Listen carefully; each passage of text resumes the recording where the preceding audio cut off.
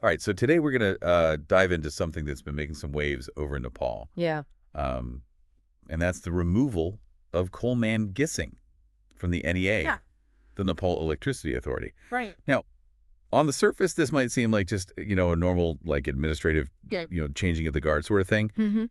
But the more we looked into it, the more we realized this is a really interesting story with a lot of layers. Absolutely. And especially when you consider the context, right? Yeah. Gissing had a huge impact. And it's not every day that you see this kind of personnel move that has so many implications. Right. We're talking about the guy who is credited with ending the daily power cuts in Nepal.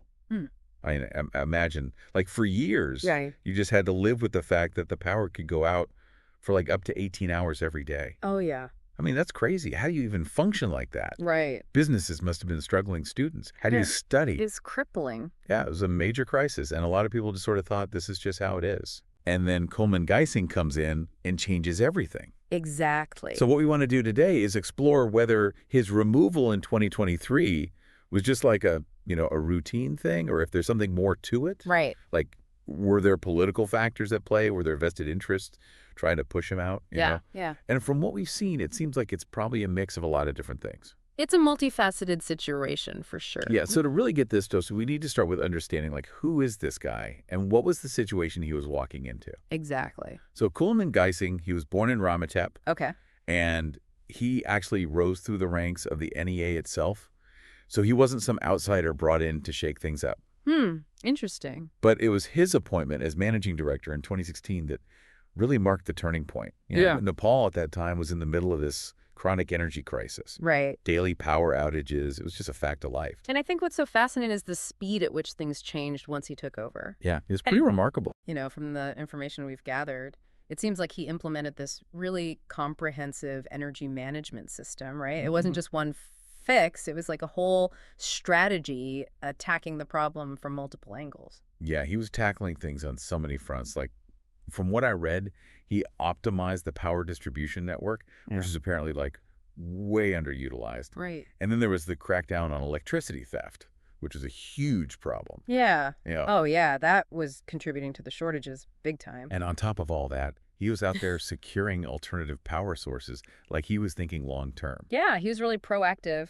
And the results speak for themselves, right? I mean, it's remarkable. Within months, the load shedding was basically gone. Yeah, Yeah. and you can't overstate the impact that had, like, businesses could actually operate reliably, students could study at night. Yeah, the economy must have gotten a huge boost. Exactly. It was a massive improvement in people's lives. And Ghising became a hero, right? Yeah, he became this celebrated figure, like a technocrat who actually delivered. Yeah, a guy who actually got things done. People loved him. The business community loved him. Yeah, but whenever you have this kind of rapid change and this level of success, it's bound to create some pushback. Oh, absolutely. You're disrupting the status quo. Yeah, exactly. Mm-hmm. And you have to remember, we're talking about the electricity sector in Nepal. Right. This is a big deal. Yeah. It's a major part of the economy. A lot of money involved. Yeah, and a lot of powerful players with, a stake in how things work. For sure. Political factions, businesses. Yeah, so when Ghising comes in and starts making all these changes, well, some of these players probably weren't too happy about it. Right. Like, you think about the existing power networks, the agreements, the business practices. The way things had always been done. Exactly. And suddenly they're not as profitable or maybe even relevant anymore. Yeah, and I imagine the hydroelectricity sector in particular felt the impact of these changes. Right. And so when you start to see opposition to his reappointment in 2020, it starts to make sense. The speculation at the time was that some of these politicians and businesses, The ones who benefited from the old system. exactly, they didn't want him back. It's almost counterintuitive, right? Yeah, you'd think the guy who solved the power crisis would be a shoo-in. Exactly. But if that solution threatens your power or your profits, Well, then suddenly he's not so popular anymore. and what's really interesting is the public reaction to all this. Oh, yeah.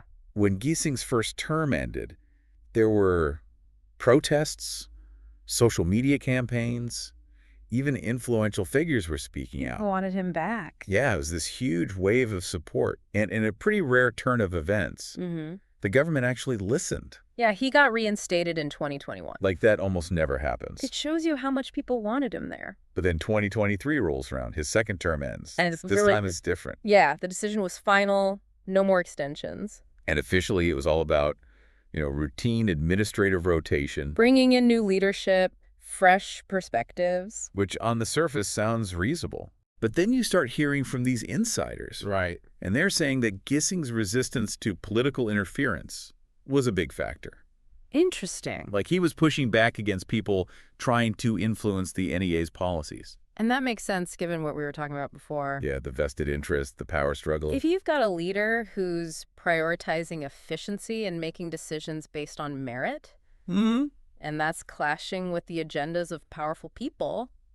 Things are going to get messy. Exactly. And there's this one example that really highlights this. Okay. Apparently, Ghising was hesitant to approve certain projects. Mm-hmm. And these projects were controversial. And they were linked to some pretty influential figures. Oh, so it was like a direct conflict of interest. Yeah, he was basically caught between doing what he thought was best for the NEA and the public Right. versus, playing ball with these powerful interests. And it sounds like he chose the former. It seems that way. So now we're not just talking about an administrative change. Right. We're talking about a clash of principles, like efficiency versus favoritism. The people versus the elites. Yeah, and that's a much bigger story. Absolutely. So what happened when he was removed this time? Well, it wasn't pretty. Yeah. There were Yeah. protests, petitions. People were outraged. They felt like they were losing a champion. Yeah, there was a real sense of loss and concern Mm. that things might go back to how they were before. Right, like all the progress might be undone. And of course, there's new leadership at the NEA now. And what are they saying? Well, they're saying all the right things Of course. about continuing Ghising's work and, maintaining the progress. Mm. But there are a lot of people who are skeptical. Yeah, I can see why. They're worried about a return to the inefficiencies, maybe even corruption. It's a valid concern. So I think there are a couple of big takeaways from all of this. Okay. First, even well-run institutions are vulnerable to political pressure. That's a really important point. Like, no matter how good a leader is or how well an organization is performing, if there's enough political will to interfere, they Well, can. that's a sobering thought. And second, public support, while powerful, isn't always enough. Yeah, we saw that with Ghising's reinstatement. Right, people power got him back in 2021. But in the end, it wasn't enough to keep him there. And that raises some big questions like, how do you protect these technocrats, these people who are dedicated to public service? Right. How do you create a system that shields them from these pressures? So as we wrap up, I think we're left with a lot to think about. Definitely. Should people like Ghising be given more protection from political influence? It's a tough question. How can Nepal make sure its energy sector stays focused on the public good? And not on lining the pockets of the powerful. Exactly. And for everyone listening, the big question is, will the progress continue, or are we going to see a slide back into the old ways? Something to watch closely. Absolutely. Yeah. So we want to hear from you. What do you think about all of this? Yeah. Hit us up on social media handle. Let's keep the conversation going. Thanks for joining us for this deep dive. And until next time, stay informed, stay engaged. And keep asking questions. Absolutely. See ya!